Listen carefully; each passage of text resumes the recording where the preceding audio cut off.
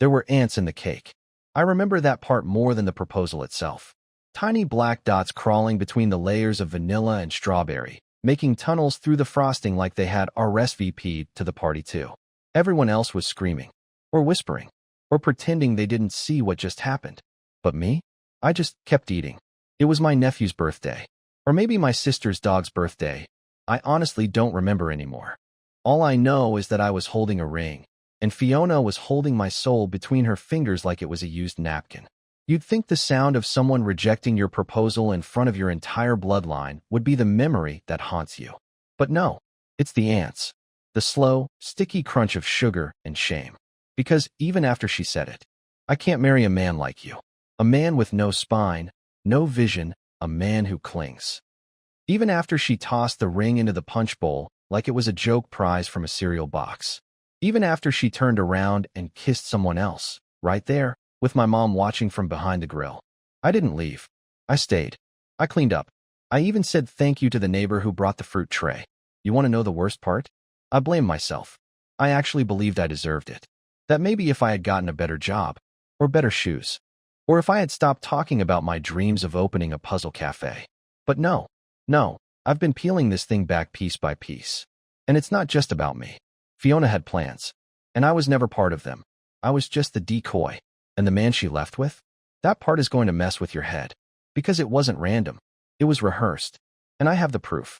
After the party, if you could still call it that, I stayed behind to scrape frosting off the patio tiles while Fiona disappeared. No goodbye, no apology, no explanation. Just vanished.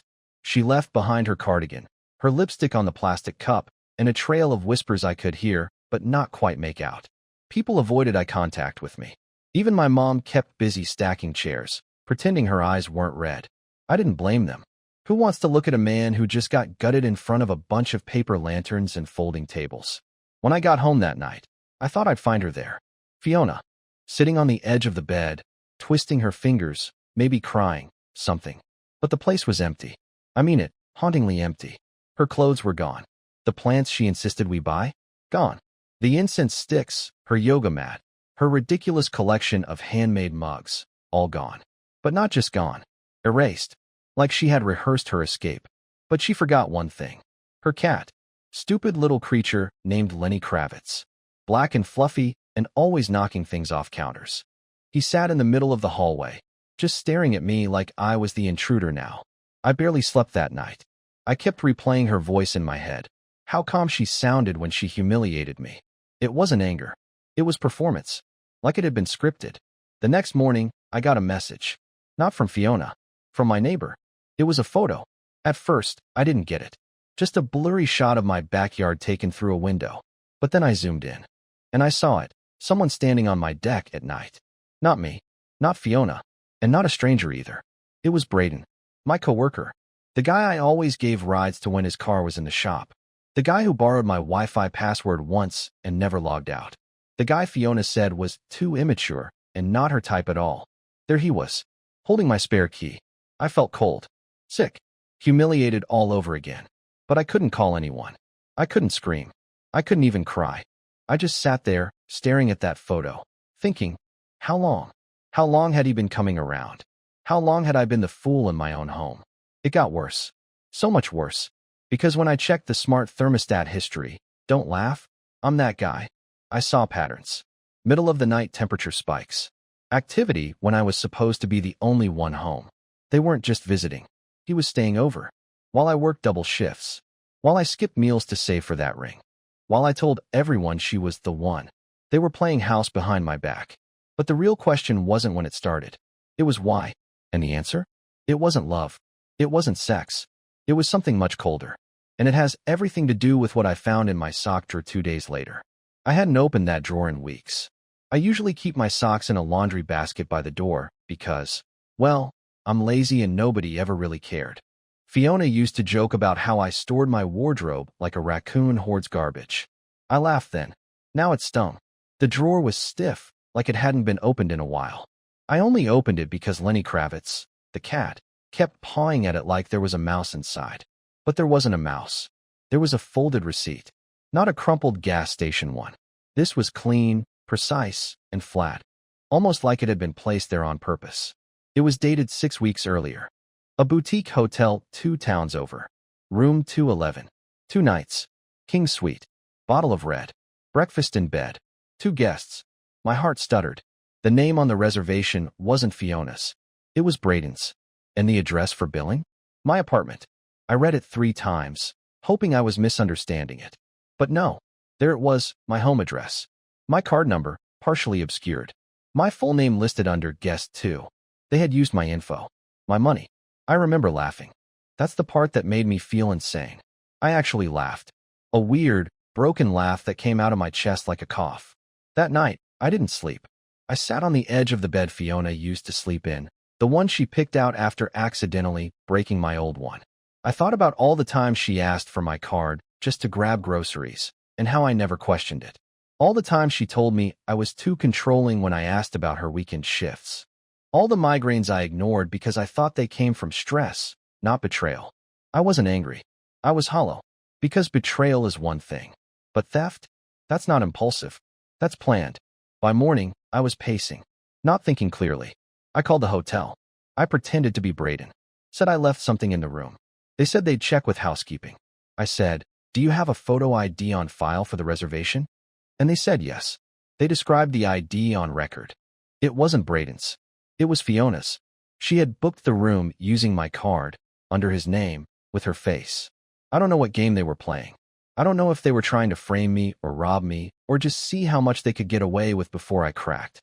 But I knew this wasn't just cheating anymore. It was a setup. And the more I dug, the deeper it got.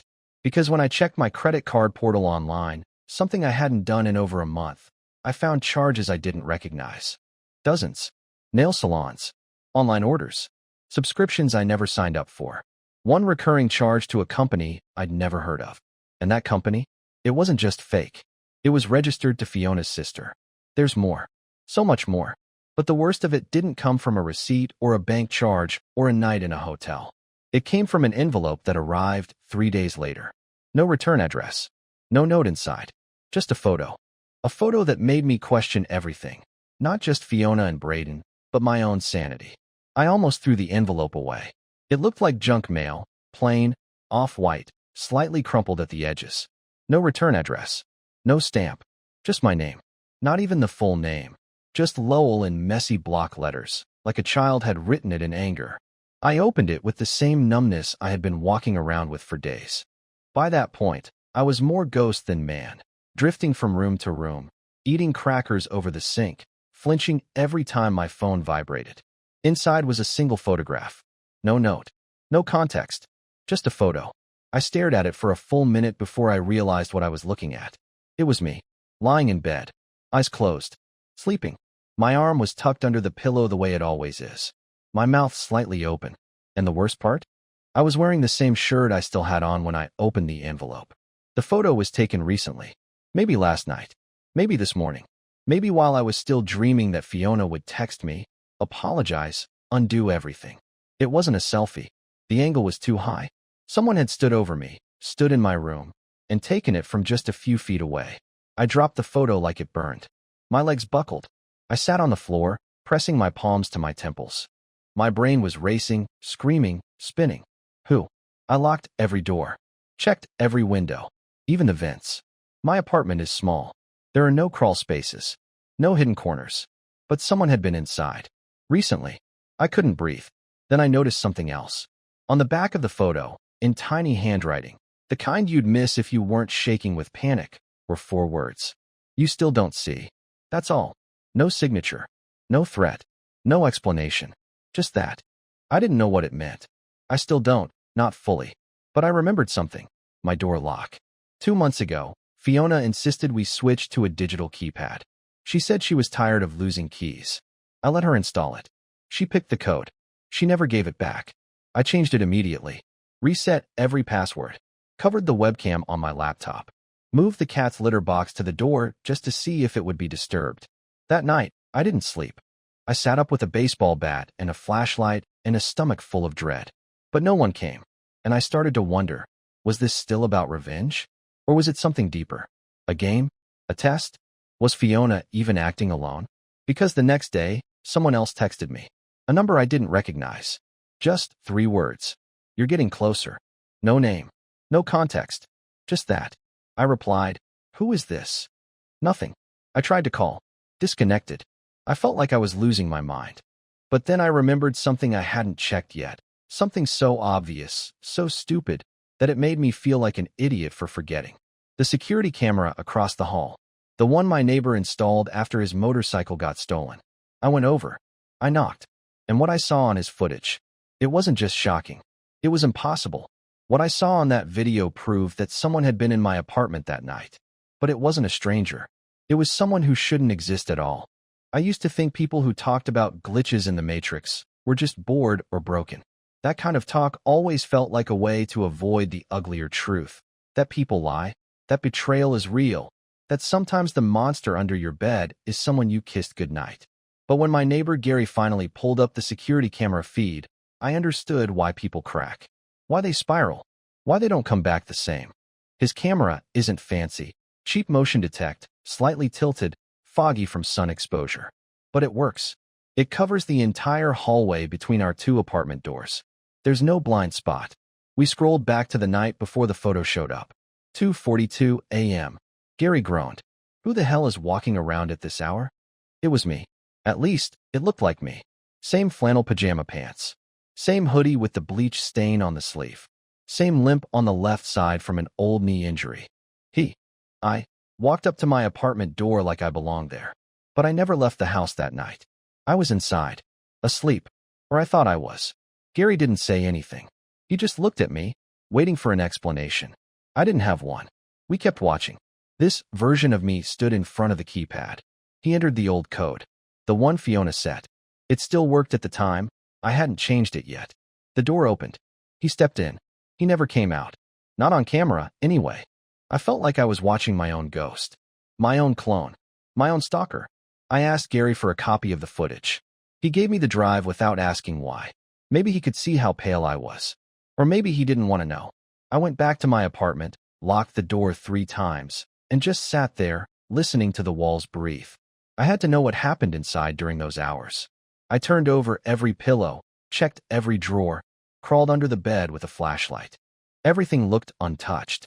Until I opened the freezer. That's where I found it. A note, folded neatly and pressed between 2 ice trays. Written on the back of a takeout menu. How does it feel to watch yourself lose? No signature. Same handwriting as the message on the photo. You still don't see. I wasn't just being messed with. I was being hunted emotionally. Gaslit on a level I didn't think was possible. Someone wasn't just trying to ruin me. They were trying to make me question the borders of my own reality. I thought about calling the cops. But what would I say? Hi.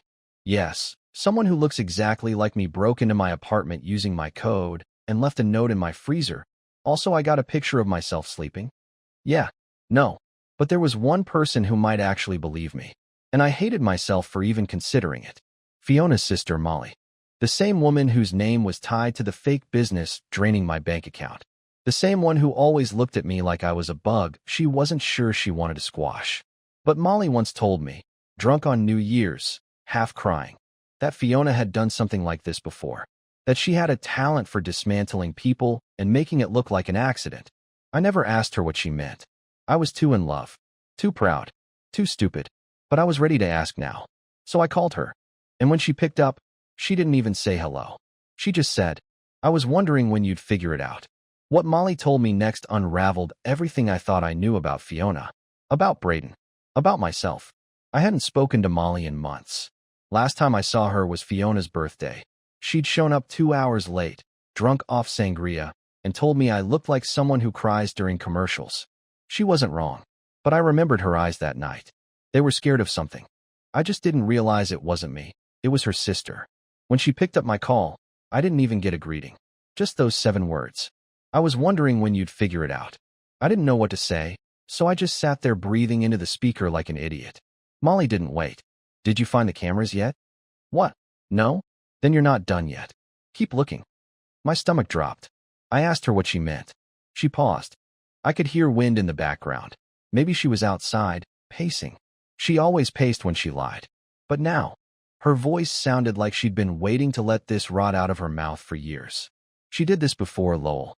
With Austin. With Jeremy. And that guy in Flagstaff whose name I never learned.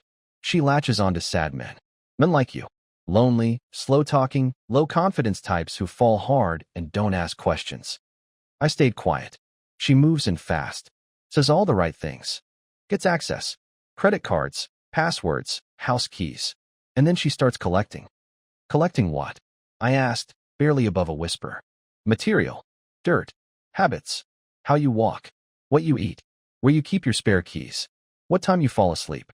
She builds a profile like she's doing a damn science fair project. I felt cold. Humiliated. Violated. Then she leaks it, Molly continued. Bit by bit. Makes you question yourself. Makes you wonder if you left the door unlocked. If you forgot your own schedule. If maybe you're the one losing it. I couldn't breathe. And when she's bored, she flips the switch. Makes you look crazy. Gets your friends to back away. Gets your family to pity her. Then she ghosts. So she's just the manipulator? No, Molly said sharply. She's a collector. She feeds off control. You weren't the first, Lowell. You're just the one who made it public. The one who proposed in front of people. She hates that. She wants everything quiet, private, hers. I asked about Braden. Molly laughed. A short, bitter sound.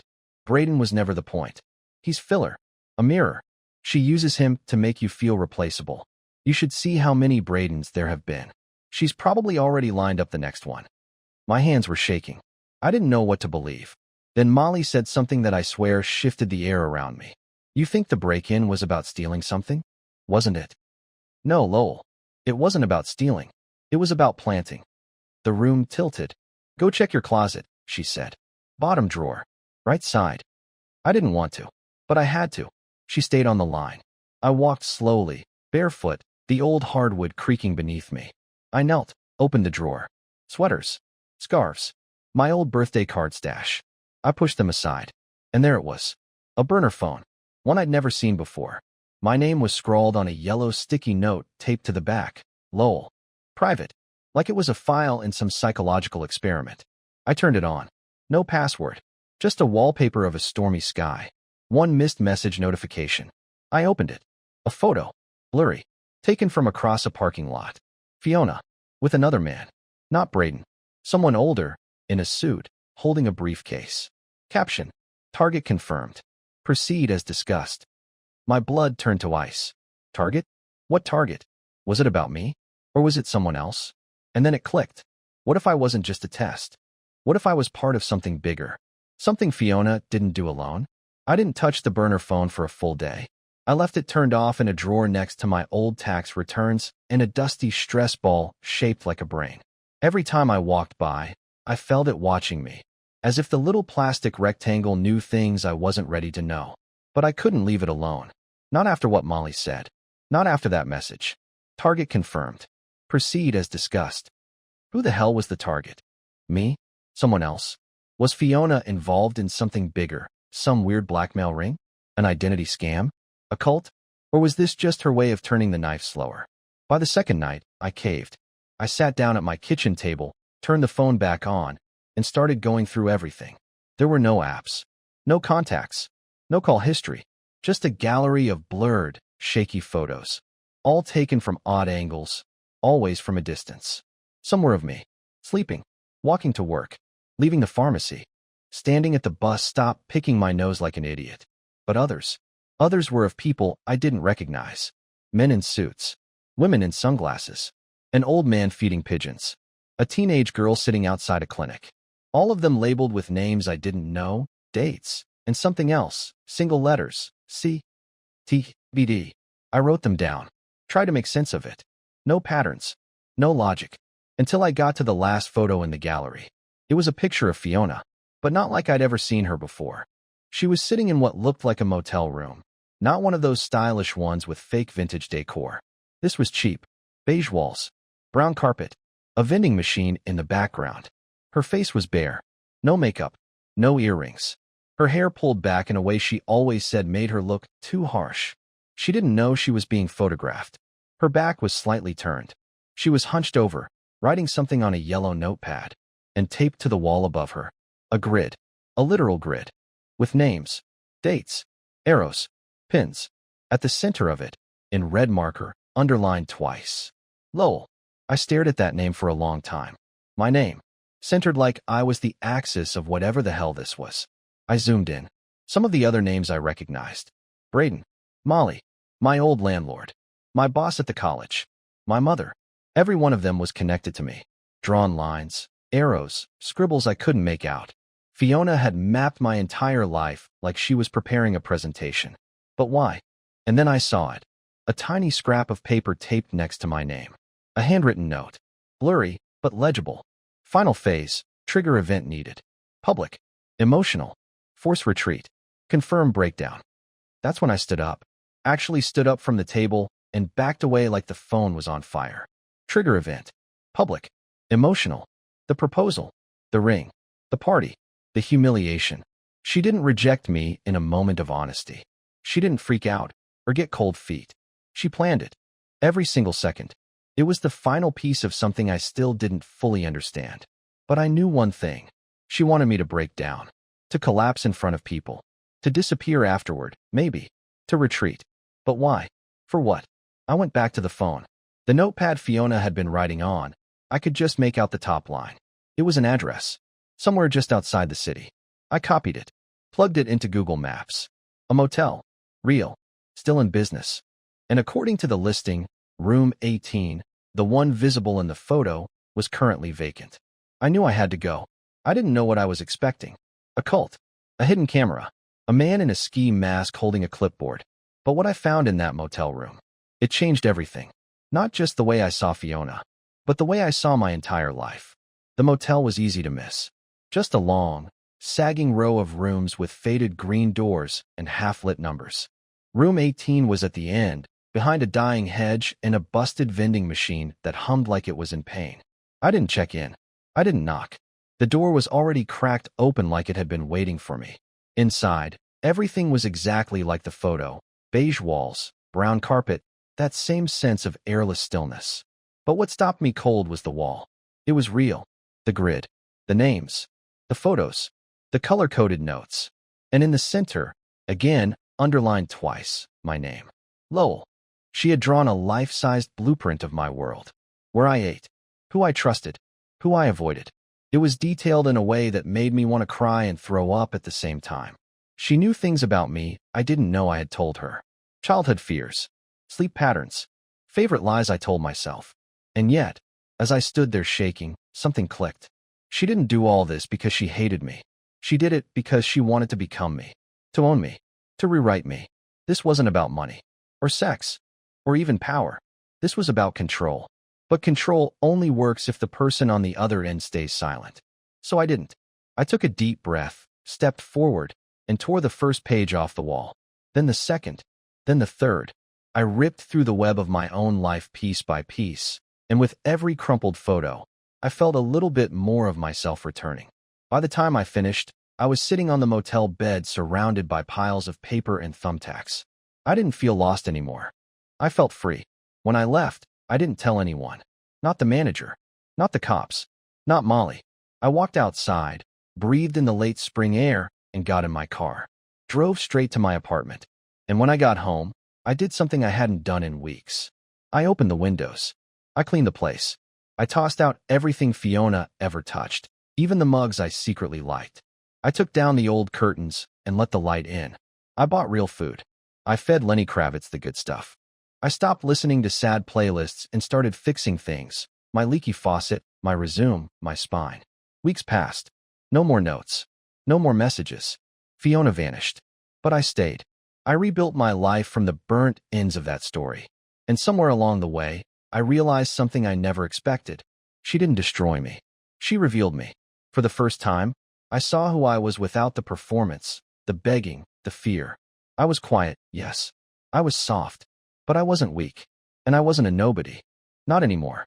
And if you're wondering what happened to the ring, I still have it. Not because I'm holding on, but because someday, when the right person comes along, someone who sees me without needing to own me, I'll have a story to tell. And it'll start with, there were ants in the cake, but I ate it anyway.